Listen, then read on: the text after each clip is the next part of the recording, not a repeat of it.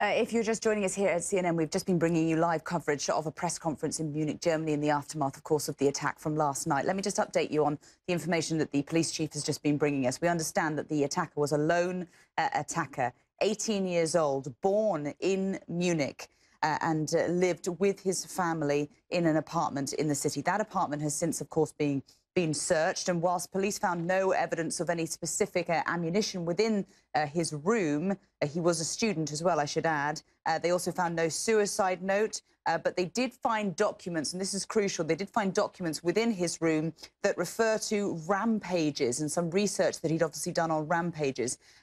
Crucially, the significance of that could be that Friday's attack, last night's attack, comes on the 5th anniversary of Anders Breivik's horrendous mass murder in Norway, and so he perhaps, the gunman in this particular incident, may have gained some sort of inspiration from what happened 5 years ago in Oslo and nearby in Norway. Let's bring in Will Ripley, who's in Munich for us and has been monitoring all of the information coming out from that press conference. Will, a huge amount of information, and not just on the possible motivations and on the individual involved in the gunman, but also the victims and indeed how this shooting spree was carried out.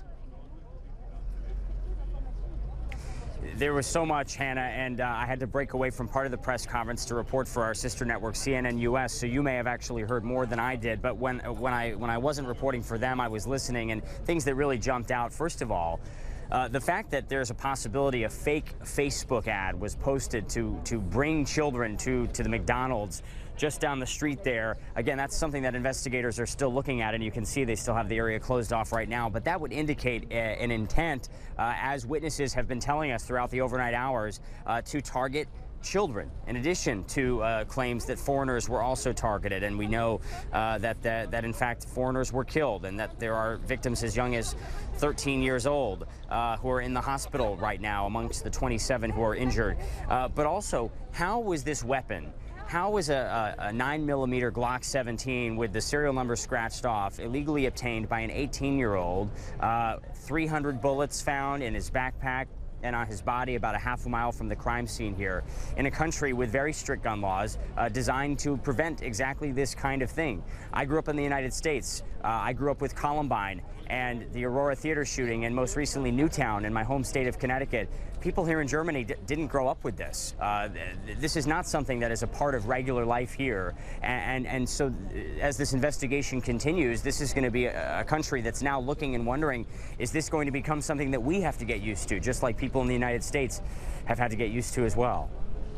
Will, you mentioned there that so many children, young people, seem to have been the target of this attacker. I just want to update our viewers on the numbers coming out from that press conference as well. We understand 10 people are confirmed to have been killed. 10, that includes the gunman who, whilst being shot by a police officer who came into contact with him, was not actually hit by that gunshot fired by the police officer. He, in the end, the gunman shot himself in the head. We understand he had a single bullet wound. But of the 9 others, his victims that he killed, there are also 27 people injured. And of those 9 killed, we understand that the majority of them were teenagers.